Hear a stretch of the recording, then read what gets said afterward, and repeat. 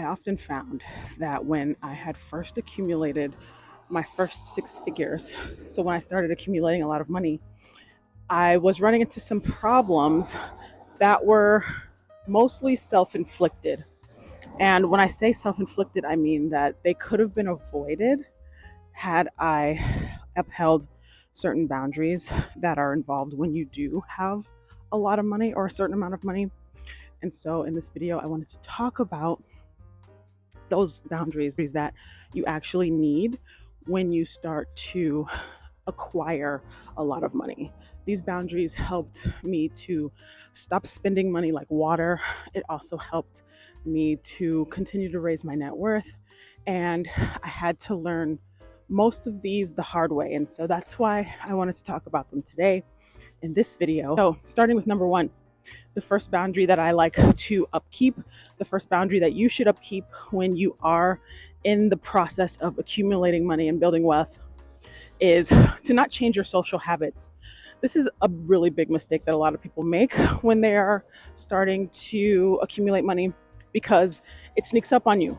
When you run into luck, say you get a windfall, most of the time, most people want to help out the people that they grew up with, help out the people that they care about. And that is actually kind of a no-no, unfortunately, as unfortunate as it sounds. And the reason why you want to just keep your behavior the same, your social behavior, is because it helps you to fight lifestyle creep. That is, in my opinion, one of the biggest reasons that people can't hold on to money to date is lifestyle creep. And if you were to hold fast to those boundaries, it would also help you to avoid something that I like to call the lottery curse, when people come into a large lump sum of money and they make sure to break off a piece for everybody that helped them along the way, or people that believed in them. They buy people houses, they buy new cars, they buy people school equipment, computers, things like that. And when they're done doing that, they look up and they have nothing left. So that is something that is caused by changing your social behavior. If you just keep doing what you're doing, do what you did in order to accumulate wealth slowly, then you don't have to worry about the lottery curse. There was a really cool interview done by Shaquille O'Neal where he talked about earning his first $1 million. And he mentioned that he spent that first $1 million within an hour of earning it. And the interview was so insightful because he talked about the things that he learned and also the actions that he took in order to become as successful as he is today. And one of those things was hiring a financial advisor, because he acknowledged that he was nowhere near knowledgeable, or as knowledgeable as he needed to be in order to be a successful now businessman, but just to keep his money as he was getting into the NBA. So if you guys have some free time, you should definitely check out that interview because it's really insightful. If you made it this far into the video, I just want to say thank you, because I am still getting used to doing this outside in public. It's still very much weird for me. So if you made it this far, I've gotten it together. I know my angles were a little bit crazy in the beginning. And now we can move on to the second boundary, which is to always save first. And the reason why I say always save first is because it's kind of an offshoot of paying yourself first. It's one of those behaviors, those good behaviors, that if you've already gotten the hang of paying yourself first, of saving first, that's just a really good behavior to reinforce. And so it kind of goes with the first one, which is to not change your behavior, except this isn't a social behavior. This is more of a habit that was already built, right? So like a foundation of saving money. Make sure that you always pay yourself first, because first of all, your future self will thank you. You'll have something in the future for your retirement, or however you decided to save that money. Also, it wouldn't matter if you ended up spending, say you saved half of it. It wouldn't matter if you spent the other half, because you saved half of what you had attained and you still have more than what you started with. And so saving first just gets a lot of that out of the way. It's kind of like your gross payment, if you will. If it's not within your vicinity, or if it's not spendable because you've already saved it, then you won't think about spending that money. And that only helps you in the end. And the third and final boundary, my last boundary that I like to keep in mind when I am dealing with a lot of money or have gotten an accumulation, is to lead with no. And you guys hear me say this a lot, but as you become more affluent, there will be people who can kind of sense it, whether you've been too open with your family or they found your YouTube channel, right? People will come to you with decisions that they want you to make based off of the amount of money that you have. And I just want you to keep in mind that rushed or rash decisions are never helpful for you financially. And just know that when people come to you for things, say a business opportunity or a way to invest your money that you weren't initially thinking about, there is something to gain for them as well. So definitely keep those things in mind when people are asking you for something.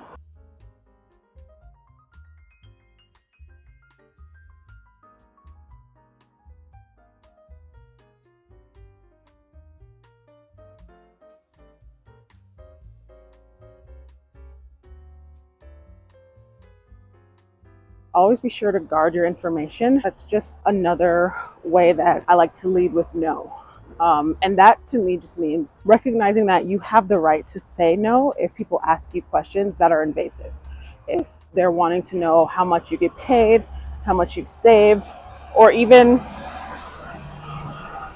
if you have won, say, the lottery or gotten a big windfall, like unfortunately there was a death in the family, certain questions like how much your inheritance was or what they left you in the will, if you are on their will, those things don't have to be answered. And so to me, that is another way to lead with no, is just keeping that information close to your chest. Because when people have more information about your finances, then they are able to exploit, whether that is your vulnerability, your want to help, or even your people-pleasing nature. For those of you who are people pleasers or healing people pleasers, those are just things that you want to make sure that people aren't able to siphon from you. So on top of that, we want to avoid any unnecessary spending in terms of funding for other people, not giving larger lump sums of money than usual, or funding people's businesses.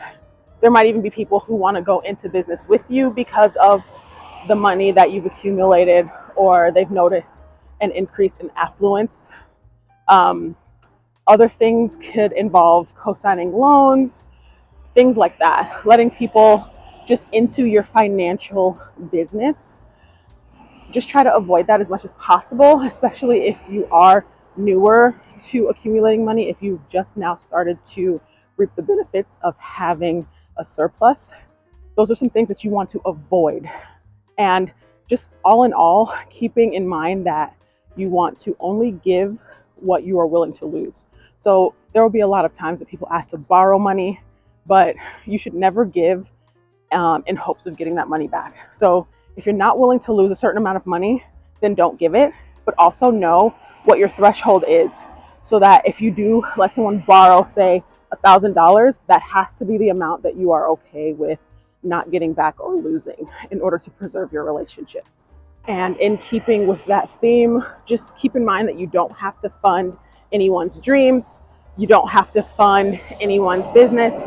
You don't have to co-sign on any loans. You don't have to do any of that stuff. You don't have to let people borrow large sums of money. There's just so many things that you want to always think about. And if you don't feel like you have the time to think about that, then lead with no. So those are my 3 boundaries that I like to keep in mind when accumulating wealth, or once I have accumulated wealth. Once I got closer to my 6-figure goal, I learned all of those the hard way. And each of those lessons could be a separate video if I wanted it to be. However, I hope that those keys rang true for you as well. I hope that you found it helpful, but I want to know in the comments what you guys think. As you become more lucky with money or affluent, or as you've started to accumulate wealth, what are some boundaries that you've put up in order to protect your hard work and your assets from making the mistakes? Those mistakes of not being fiscally responsible, spending a lot, falling for the lottery curse? Or, what are your thoughts on that Shaquille O'Neal bit? That is such a common issue with people who are trying to accumulate wealth, specifically for those who are not used to having a certain amount of money. So that's what I want to know in the comments below. What are your thoughts? I can't wait to read them, and I will see you guys in the next video.